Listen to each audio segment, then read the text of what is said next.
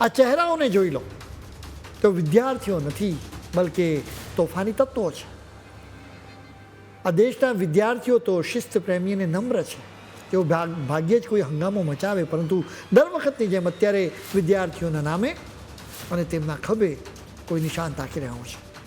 નિશાન પર ચોક્કસ પીએમ મોદીની સરકાર છે. આ લોકોના હાથમાં જે બંદૂક છે એ પણ વિદેશી છે. એ લોકોના બધા ઈરાદા જોવા હોય તો સૌથી પહેલાં તમે ગ્રાઉન્ડ ઝીરો પરથી આવેલા એક ચોંકાવનારા વિડીયોમાં એક ભાઈને તમે સાંભળો. मैं हूँ यूथ कांग्रेस के ऑफिस के बाहर में रायजीना मार्ग पे, और ये वही डंपर है जो कल जंतर मंतर पे लगे हुए थे और इसमें काफ़ी सारे ईंट पत्थर भरे हुए थे. तो ये वही डंपर है. देखिए, यूथ कांग्रेस ऑफिस के बाहर ये डंपर लगा हुआ है. दिल्ली में देख रहे हैं कैसे जो है कि संसद का घेराव करने के लिए पत्थरबाजी कल हुआ था. तो मुझे लगता है कि इसी डंपर में जो है कि पत्थर मंगाया गया है. अब दिल्ली पुलिस को इसको जाँच करना चाहिए कि जंतर मंतर वाला डंपर यहाँ क्या कर रहा है. ये कांग्रेस कार्यालय के बाहर जो है. રતન રંજન નામની એક વ્યક્તિએ ચોંકાવનારી માહિતી આપી કે જે ડમ્પરને પથ્થરો ભરીને જંતર મંતર એટલે કે ધરણાના સ્થળે લાવવામાં આવ્યું હતું ને, એ કોંગ્રેસની ઓફિસની બહાર જોવા મળ્યું.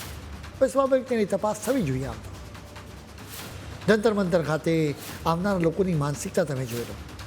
આ લોકોને અલ્લાહ પ્રત્યે પ્રેમ છે, એની સામે અમને પણ વાંધો નથી. જોકે તેઓ શ્રીરામ વિશે અલફેલ બોલે છે, જે આ દેશના હિન્દુઓ તો ક્યારે સહન ન કરશે.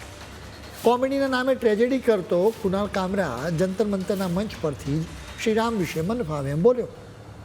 આમ તો આ લોકોને વીણી વીણીને એવા જ લોકોએ ભેગા કર્યા છે, જેમાં ભીમ આર્મીનો ચંદ્રશેખર પણ સામેલ છે. એટલું નહીં, સોનમ વાંગચુકે પણ ભૂતકાળમાં શ્રીરામનું તો અપમાન કર્યું હતું.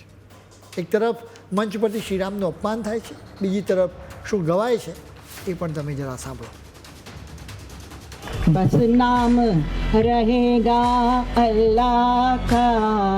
इसी लाइन से सबसे ज्यादा दुख हो रहा था राइट विंग को. उनको समझ ही नहीं आ रहा था कि ये हाईएस्ट वेदांत है. अल्लाह का मतलब वो शक्ति जो हम सब में है.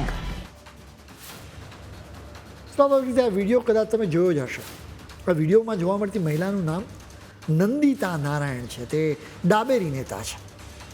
અહીંયા આવનારા લોકોની માનસિકતા તમે જુઓ, તેમની ભાષા જુઓ તો ખ્યાલ આવે કે આ લોકો વિદ્યાર્થીઓ નહીં પણ જાણે ત્રાસવાદીઓ હોય. અહીં એક પત્રકારે આ તસવીરમાં દેખાતી છોકરીને પૂછ્યું કે શું તને લાગે છે કે કેન્દ્રીય શિક્ષણ મંત્રી ધર્મેન્દ્ર પ્રધાન રાજીનામું આપશે? એના જવાબમાં છોકરી કહે છે કે જ્યાં સુધી પીએમ મોદી સત્તા પર છે ત્યાં સુધી તેઓ શક્ય નથી. એના પછી તેણે કહ્યું કે મોદી કો ગોલી માર દો. પત્રકાર તેને પૂછે છે કે તમને ખ્યાલ છે કે તમે પીએમ માટે આવી વાત કરી રહ્યા છો? તો પણ એ છોકરી હજી નિર્લજ્જતાથી પોતાની વાતને વળગી જ રહ્યા છે.